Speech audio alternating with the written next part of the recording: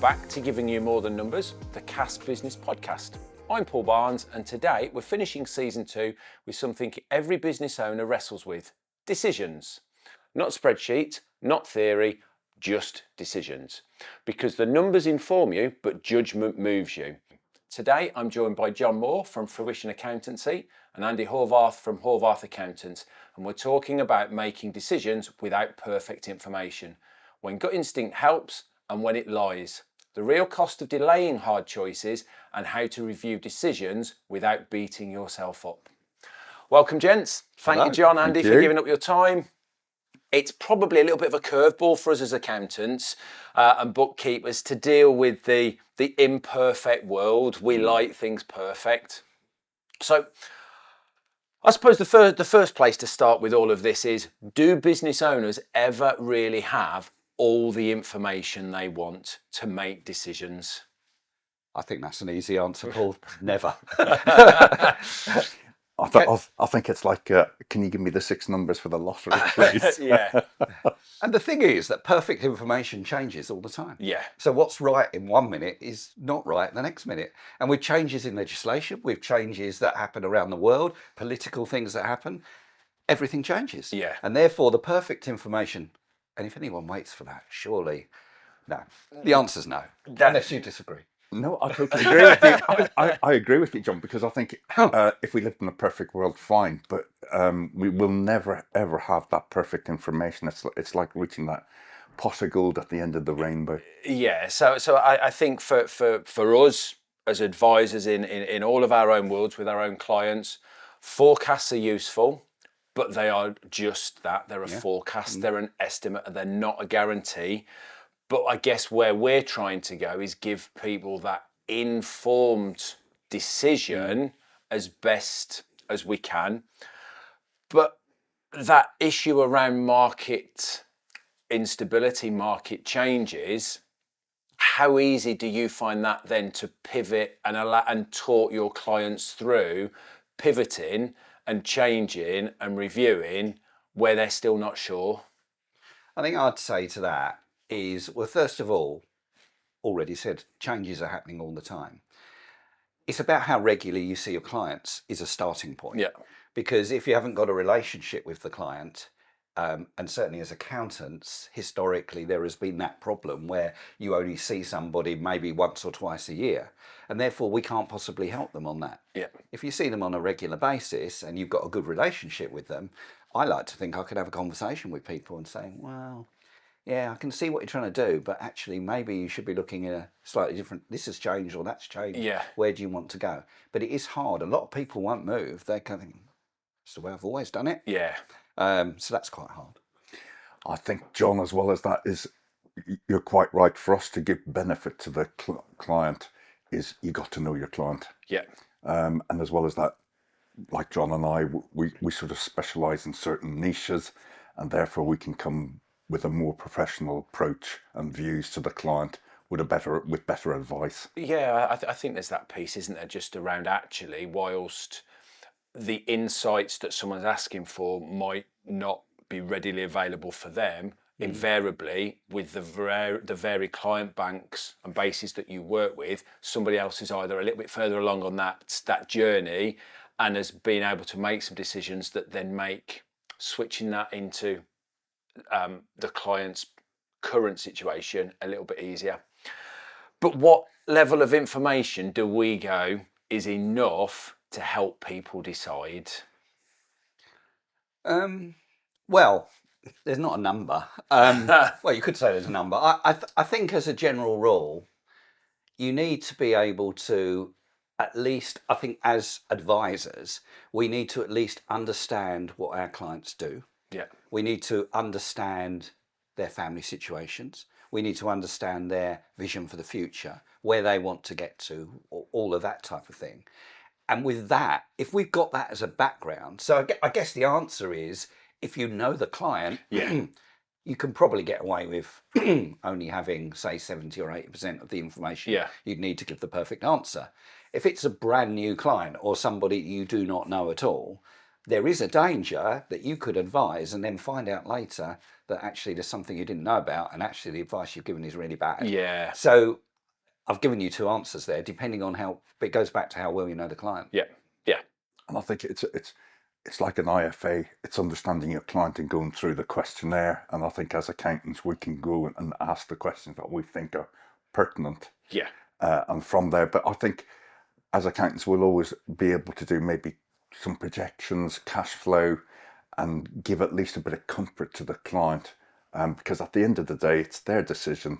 And as John Fine rightly says, if they're looking to hit a particular aim or goal, that could be a step forward to that goal. Yeah. Do you guys find when you talk to the clients, let's say that that they come at, there's two types of client, let's say. There's those that have got the confidence that they're going to do it anyway. Yeah. And there's those that seek that certainty and that bit of reassurance from their trusted advisor before they go ahead and do it. Both exist. Yeah. So I'll give you a quick story. So somebody who came in to see me earlier in the week, and they've got they make 4D teeth or to put teeth in. I know it's okay. Whatever. All right. They do something. They do something with teeth. Something along the teeth. Yeah.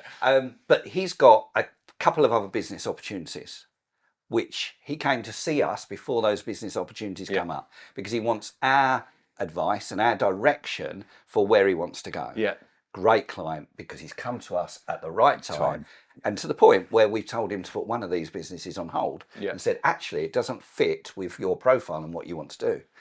But then on the other hand, you'll get another client that comes in and it's saying, well, hang on a minute, there's a small risk this might fail. Yeah. Well, yeah, there's always a small risk something might fail. Yeah. Oh, we're not going to do it then. I think, but you're not looking at, what I'm trying to say is you get different people they've got different ideas, and they're easier to work with if they're open-minded and they trust you as well. That's what I find. Yeah. I think, Paul, it's down to the individual, and you'll find that real entrepreneurs, they will take that risk. Yeah. Where if you're just a business person or working in the business, you're not really prepared to take that risk. So it's really down to the individual. It's like a client of mine, he came to me one day and said, I've been offered to buy a business. And normally, as accountants, when we hear that, it's like it's a death's door. It should no longer be trading. But this is a lovely, viable company. And he was fortunate enough to spend a year working within the company and then making a decision whether to buy. Yeah. And that's what he did. Yeah. And, it's been going since 7 years now and growing. Yeah. We had Carl Ward on the previous episode, which explored both selling businesses but also buying businesses. And I thought, and this actually resonates a lot with what Carl said on the last episode, where his accountant had told him he was paying too much for the business, but actually the confidence he'd got in his own ability, he paid over the odds, but actually has seen that business flourish because he took the advice, but he actually said his own confidence took him to complete the transaction. And I think that epitomizes exactly what you've said. Doesn't matter how much advice comes professionally, it comes down to whether they've got confidence or they need the certainty. I agree with that completely. So funnily enough, I've had one this week, somebody I went to see, and they wanted to buy a company out of administration. And it's a company they used to work for. So they knew everything about this company.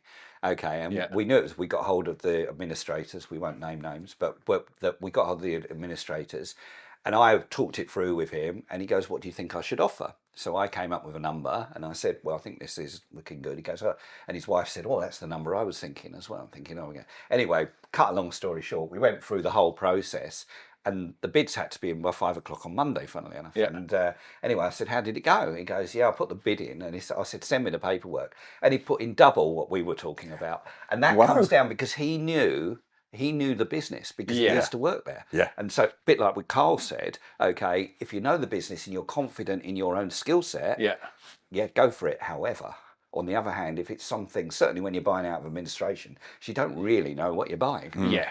So it's a very different story. So there was a risk. He didn't get it, by the way, but that's someone putting a higher bid. But things happen for a reason, don't they? Yeah, they do. Yeah. So, Sorry, Paul, can I just yeah, say, no. going back with John, there's a client I know, built up a successful business. A big corporation bought him out. They didn't really look after the business. It wasn't performing to the standard that they or level that they were expecting. And he then came in, bought it back again at a lot lower price and set it up again. Yeah. So you get we got you one of get those. episodes like that. And it does help where the individual has either worked in the past for that business or understands that market. Yeah.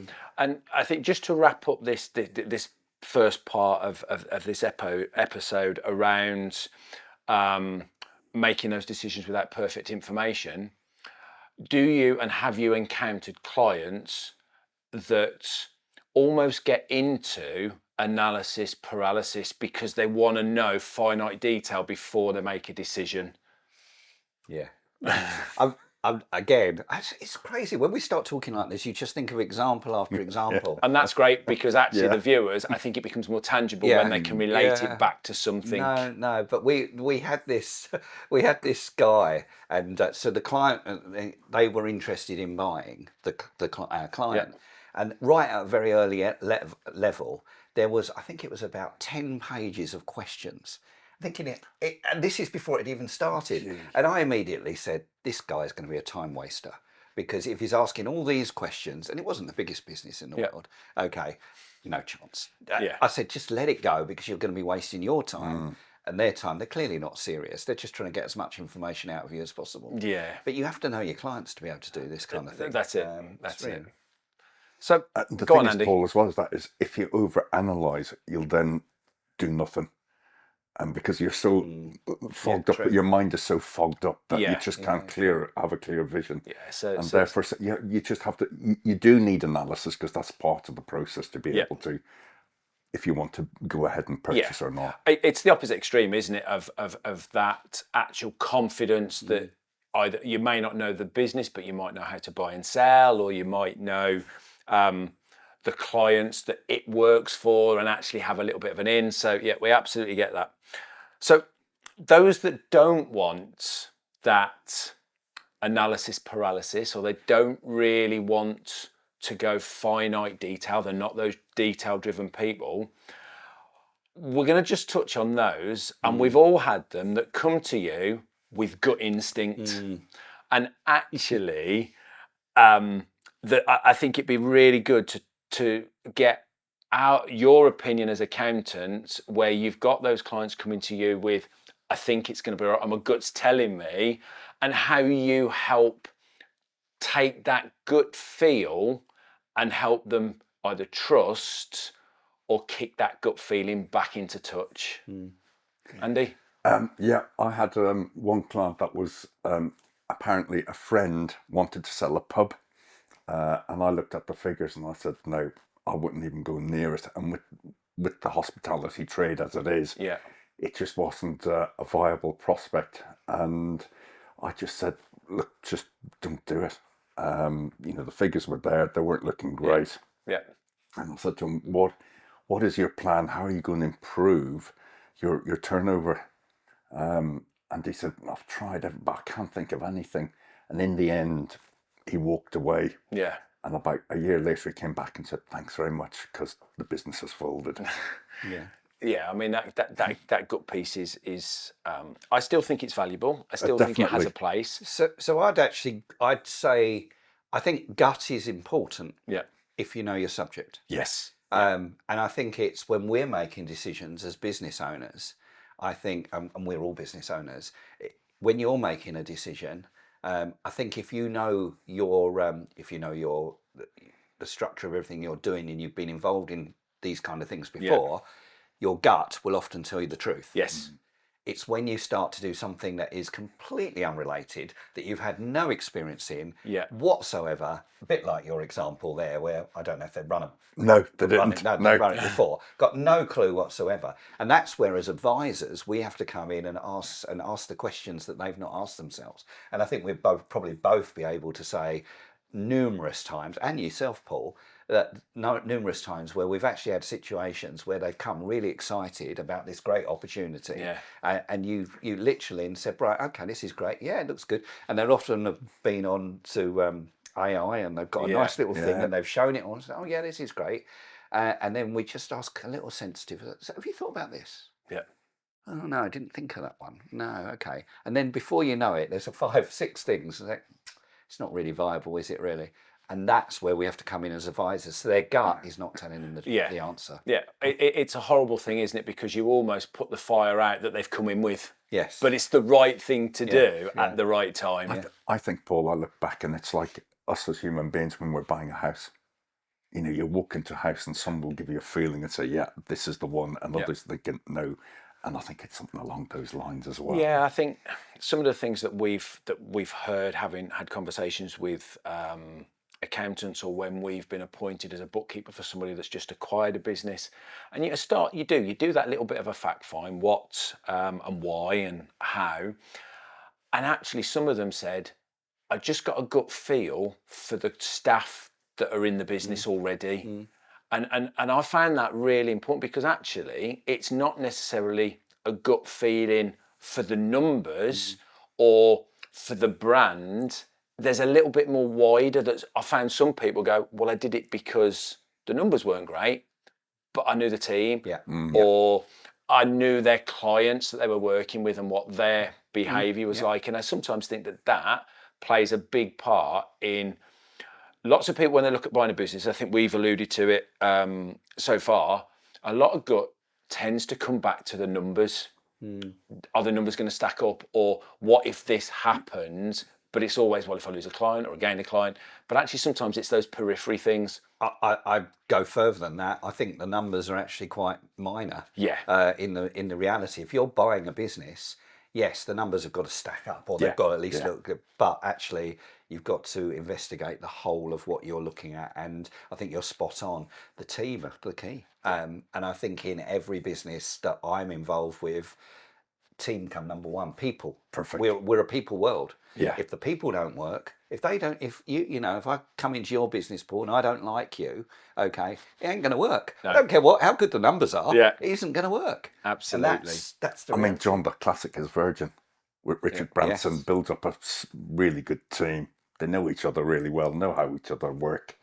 And as you say, a lot of businesses either succeed or fail because of the team. Yeah, and again, one of our earlier podcasts is all around that leadership style and that piece of actually how key people are, and probably more key than the financials. And I found that you kind of reinforcing that completely independently again is really valuable.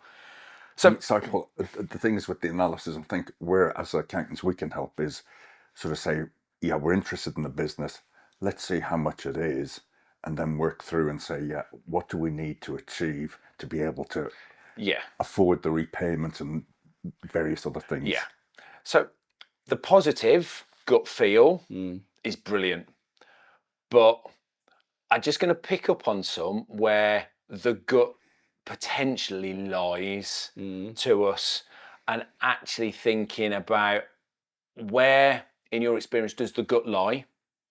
The gut lies when you're emotionally involved. Yeah. I would put it as simple as that. Yeah. If you are too close to someone, it's like holding on to a client. Yeah. Okay. I'm guilty of this. My oldest client I've had for 20 plus years. Yeah. Okay. They're not the best payers. Let's not name them then, John. I'm not naming them. They're not the best payers. They're actually a bit of a pain. Yeah. But actually, I've got sentimental value. They've got sentimental value. Yeah. Unfortunately, I only do that with them. There's no one Yeah. else. but you do. You get caught. Yeah. You get caught up in it, and it's like with employees or people who you're working with, and I feel that's emotional. Yes. Definitely. But it is amazing how we go back to team, and I had one client. And there was an elderly chap there, and I said to him, well, why is this person still? He's worked here for so many years. He's been a friend of mine, and that's where the emotion comes in. Yeah. And in some cases, it can either backfire and hold the business back rather than moving it forward. Yeah. And to be fair, John, I think you're absolutely right. That the emotional connection to something will distort what your gut really is telling you. And the one that we encounter many times, and I think when you're on your business journey, is the one that probably catches you out the most, is the underpricing one for fear of losing clients. And that for me is probably the biggest one when you're first in business, and you probably did it with the client you've had forever. You take them at whatever cost to get some work, get yourself on that journey, and all of a sudden you sit back and go, I really should, That's it. but I can't, or I don't want to, or my gut tells me I shouldn't. And I think sometimes that's a little bit dangerous. So let's round out part 2 of this podcast with a rhetorical question, just to think about, and then if we can give some snippets. But how do you balance data with experience when it comes to working and supporting those clients that want to trust their gut? Do you want to go for that? I think, Paul, really is with the data, it's going to come out and back an assumption. And I think if that points in the right direction, then if that aligns with the gut feel, you say, you're in with a chance. I think sometimes we get a bit delusional and think, we got a great team. It's going to work. Yes, I might pay a bit more for it. And then the team collapse. And it just sort of disintegrates. That's where I think the issue, you always need analysis, but it's just part of the process. I think I would say as well, I think data can lie. Yes. And certainly in the world that we now live in, the reality is that anybody can come up with any numbers they want to. And unless you do an amazing due diligence on that, and you're someone that actually understands it. So, for me, I think the data is minor in it when we're making these kind of decisions, to be honest. I think it comes down to the experience, and one of the things we looked to acquire earlier this year, and one of the things that somebody said to me, don't rely on the data, go and get a proper look round and a proper feel for it, and talk to the staff, because they will give you the honest insights into what really happens and what's really going on. And I found that really useful advice, that when we do look to either acquire, or on the reverse, maybe do have the opportunity to be acquired, we know what we're looking out for, where gut instinct potentially is going to mask what my actual end issue is. So for those that are a little bit more nervous and perhaps have a gut feeling but sit back and rest, what do you see is the most expensive or most common mistake when they do sit back and delay that gut feel? If they sit back and delay, that's when wrong decisions are made. I think, and it's usually to do with people, but it can be in so many different areas. I think as business owners, I think one of the things of being an entrepreneur and a business owner is you've got to be someone that can make decisions. And you can't just think, I might wait a little bit longer, or I might do this, because the opportunity will go. And you will only have regrets. You can make a bad mistake. Even if you get it wrong, I think you look back, as long as you've made a decision, even if it turns out to not work out quite how you want, you've actually learnt from that and you will go forward. I think if you do not make a decision, you're only going to have a regret. And I think regret is far worse. Definitely.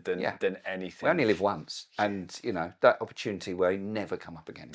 And I think the important thing that you mentioned, John, is learning from it, because you may do it once and say, right, I'm not going to do that again. And so if that situation arises again, you're in a better position to deal with it. And as John found out, he says, it's people, mainly people. I know one client, they took on a new member of the team. They had a 3-month probationary period. And I said to the director, don't forget your 3-month probationary period with this person's coming up. He forgot, went through, and he wasn't the person they were really looking for. But he'd gone past the probation, so it was a lot more difficult. I think that probably brings us nicely into, I think that's something that's really worth exploring, is we've kind of danced around when we're looking to do something almost external with our business, whether it's buying a business, whether it's doing up in prices. But actually, what are some of those decisions that when you're in a business that are potentially quite hard to make, and because they're hard, we push them back, we kick them down the road, I suppose is the phrase, and think, oh, I'll deal with that later. So what are some of those things that you see that either you advise on and they don't get implemented, that we really want to be talking and trying to encourage those owners to stop delaying? I would say that there's quite a lot of them. Oh, let's reel them off. We've got some time. I think this is important because this is people trading and maybe not trading as efficiently or as effective as they can. So I'll kick off with people because they are and it's all kinds of, it's do you recruit, do you not recruit, when do you recruit, etc. It's existing staff that are beginning to be a problem. It's not actually dealing with them when we should be dealing with them. It's actually looking at their vision for what they want to do, because they, like us, okay, they might be younger, they might have expertise and want to be doing something else, but we need to be aware of what they're doing. So kick off with people. I'd then probably go to capital expenditure. That investment because piece. That is money. That's real notes or whatever. And people, we've got something built into us. All of us have. Oh, we've got to spend some money here. Let's think about it before we actually do it. And you can often put that, and that could stop you. That could mean that the turnover that you were planning to double in the next year kind of doesn't, because you haven't actually got the infrastructure to be able to do it. They're my two to begin with. I've probably got more, but I'm going to let you add a couple. I think, John, that I've got one client, and I think that's the biggest thing, because they want the company to grow, but they're not prepared to invest to get the ball rolling, and you need to do that. And I think the biggest, again, pricing. I have a client, and I'm forever on their back saying, you need to increase your prices. You need to, oh, no, the market's dictating. No, you need to do it because you're a niche provider, and therefore you can charge a higher price. And it's just getting that across, because I think the biggest fear, and I'm partly to blame as well, we undervalue our services. Somebody we had Jackie Hale from Vector Business Coaching on an earlier podcast, and she helps businesses sort of make some of those strategic changes, and she quite rightly pointed out she'd advised a client to double the prices, and the client kickback was, but I'll lose half my clients. And she said, good, because actually what that frees you up to do is go and get more better paying clients. And I think as business owners, we are all in that mindset of, I cannot put my prices up because I'm going to lose clients. Well, actually, the reality of it is you'll get more for less and actually have more capacity to then hit those next levels that you want. And so underpricing, I think, is the biggest in all industries. And Paul, with that as well, it's time. It'll give that owner then time to invest in the business. Yeah, absolutely. So this is getting into the psyche of I suppose, of business owners. And John, I'll hit this one with you, and then Andy, I'm just going to probably come back with a slightly different one. But why do business owners, when we're giving them all of this, delay those obvious decisions, do you think? They delay because they're scared. Yeah. They are scared. And as much as they will, we are their advisors, and we but they're almost like trusting you with their lives to a certain extent. And sometimes you haven't quite got that relationship. Sometimes you do have, and they will do whatever you say, but a lot of the time they won't. So, and it happens all the time. I mean, right now, for me, I've got a couple of clients where a decision needs to be made in the next couple of weeks, because if they don't make that decision, that's going to actually impact a lot of what they're going to be doing over the coming weeks and months and years. Okay, and this has dragged on for months and months, and you keep going back to them and saying, what's the problem? A bit of uncertainty in the world. This might be happening, which is happening right now. It's kind of like people are putting capital expenditure on hold again. Because the world that we're living in is just so uncertain right now. And that's not good for anybody, if I'm honest. No, absolutely. And Andy, sort of, we alluded to it earlier, but how can you and we as those trusted advisors help people get over that emotional barrier? because I think that is what a lot of people will stop making that step because emotionally they're too invested. I think, as John Fine he says, it's knowing your client and sitting Yeah. down with them and teasing that out of them and saying, right, look, what is your concern? Because sometimes we can build this concern and never deal with it, where if we chunk it down, it breaks it down and they think, it's not as bad as I thought. And it's just really liaising with them, giving background information and just saying, look, this is the worst case scenario. Yes. Yeah. Is it as Oh, bad we as love you it. As think? accountants and bookkeepers, we love the worst case scenario. scenario. Yeah, indeed. And I think as well as that, I think it's the risk people are prepared. Some are risk averse. Some are quite go get. And I think with sometimes it's the personal guarantees that they have to give sometimes is a barrier, but mainly no. I think to wrap up sort of that little segment, I think what we're actually saying is trust your gut, but actually take the emotion out. So it's an informed gut decision, not an emotional gut decision. Right. And that will hopefully lead people into a slightly better and more comfortable position. Yeah, that's fair. Totally agree. So let's kind of bring this all round and reviewing the decisions then without beating yourself up. So they've made this gut decision and they've gone with it. And so then what happens if there's a perception that it's not quite gone where they wanted it? And how do we and you review that decision with them, but constructively, bearing in mind they've trusted their gut and it's not quite being right? I guess it depends what it is that's gone slightly wrong. But in most cases, it's not a wrong decision. That's what I was trying to say earlier. It's just the outcome has been not what they expected. Yeah. And I think if you position it like that and actually say, well, at that time, you made the right decision. Things have changed or whatever might have happened and it hasn't worked on this occasion, but that isn't the end of the world. One, you've learnt a lesson from it. Yeah, exactly. Two, actually, it's not nearly as bad as you think. Yeah. So say it was a financial decision and they're thinking, it's cost me, 100,000 quid to do this. And so, well, no, it hasn't. And then this is where the accountant bit comes in. You work it back and say, well, actually, it's not anything like that value in reality.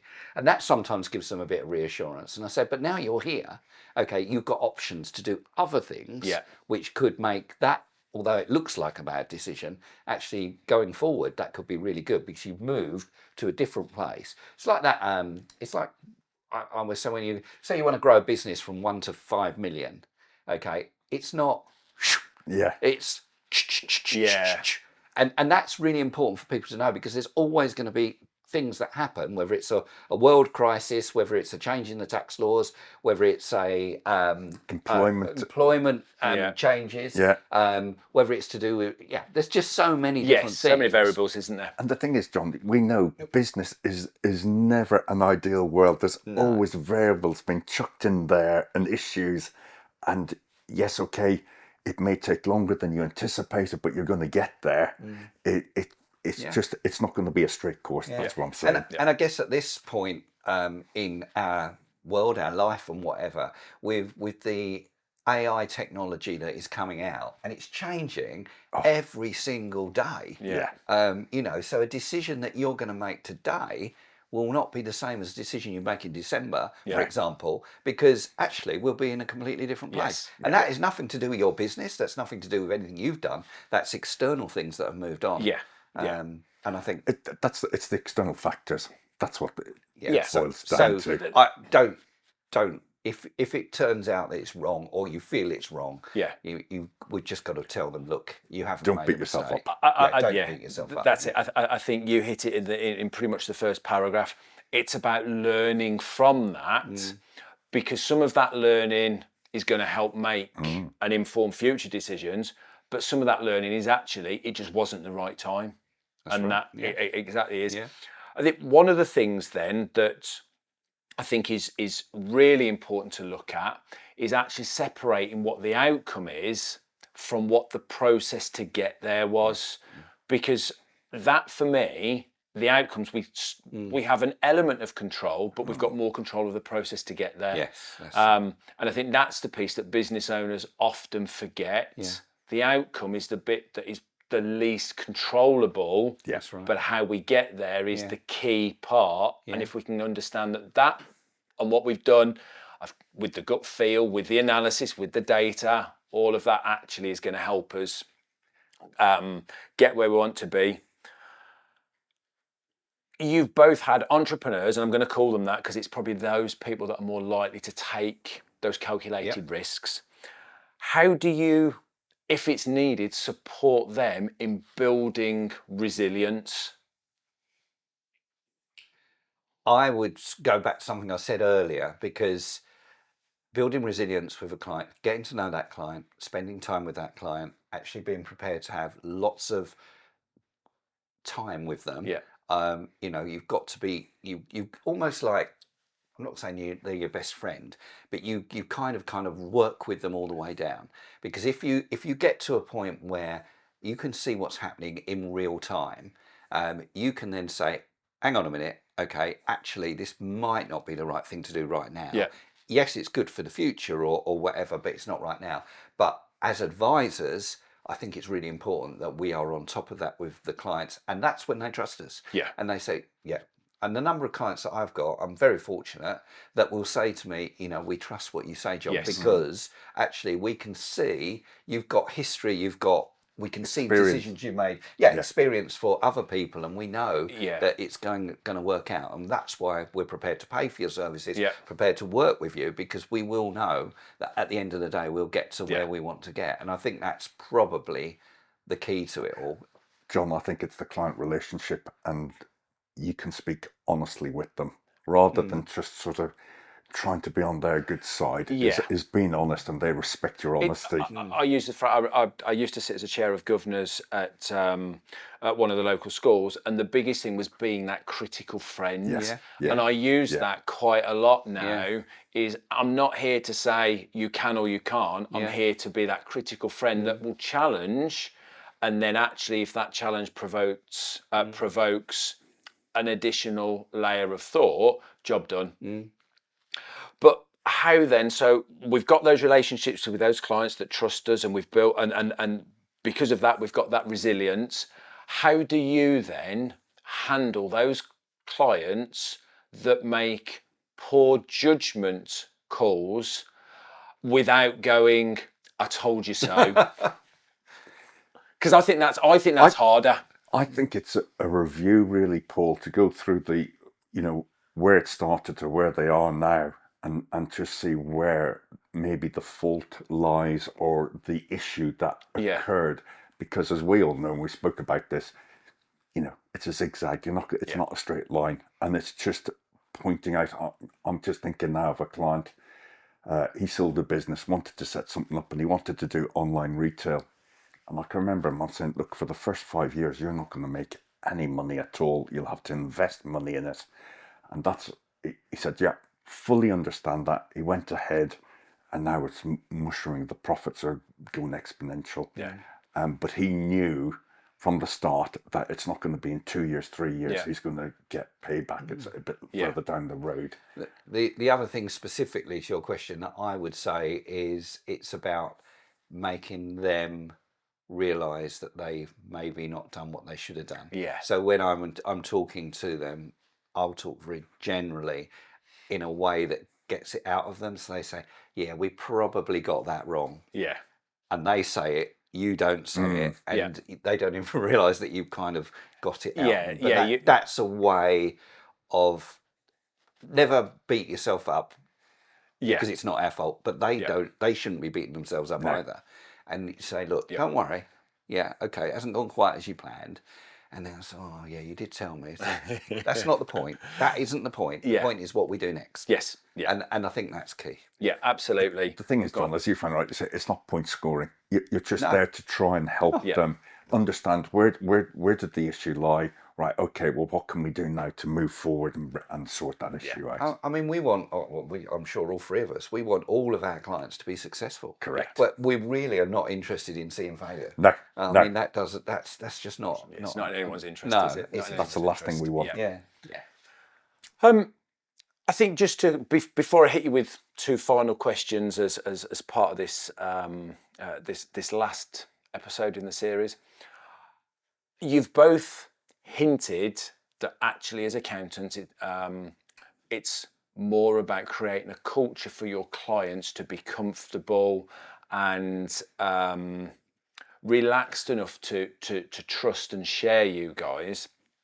If there's any tips that you could give business owners that perhaps don't quite have that relationship with their existing accountant, what sort of things should they be going back and asking for before they make that gut feeling decision of moving to a different accountant that can support them? I'll let you go. That is a good question. I think It's a chance for you to big up your businesses. Let's be perfectly honest.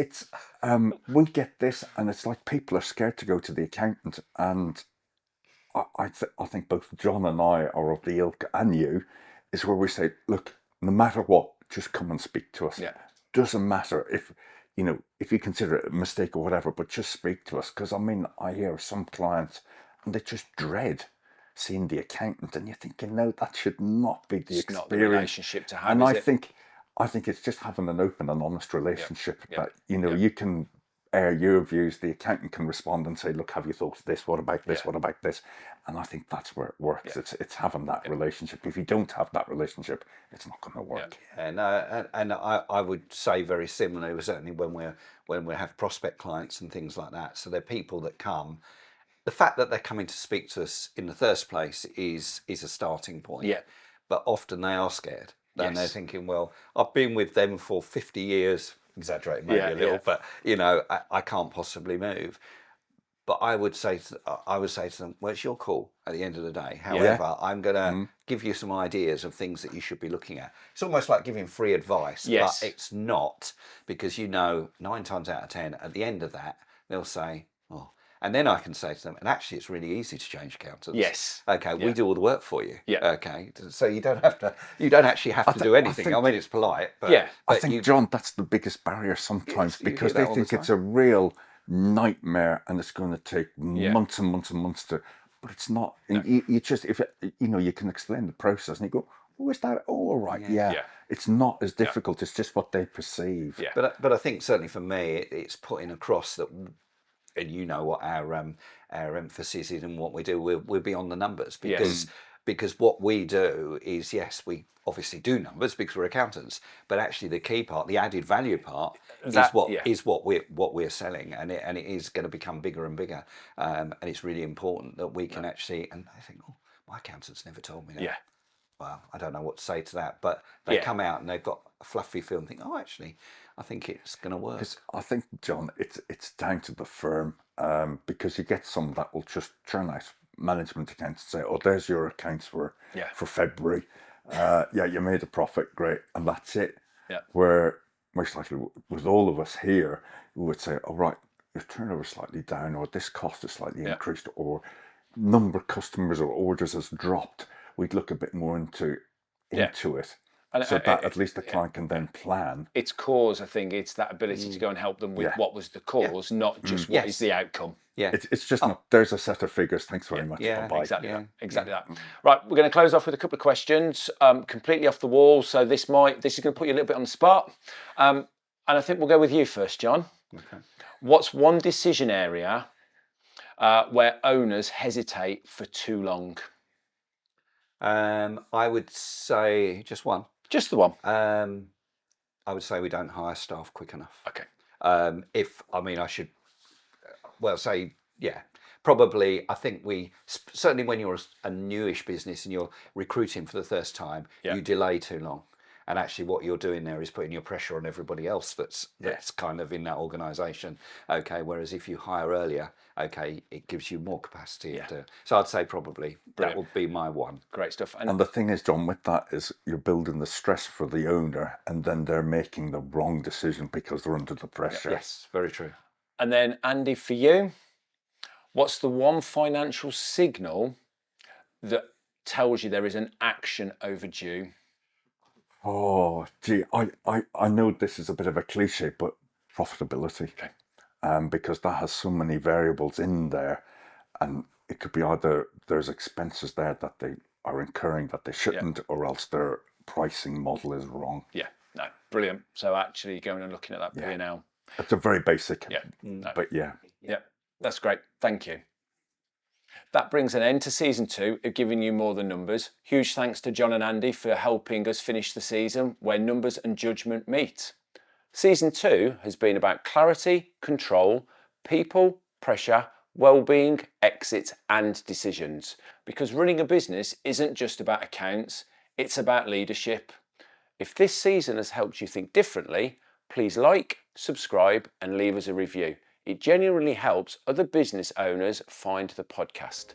Thanks for listening, and we'll see you for the next season of Giving You More Than Numbers.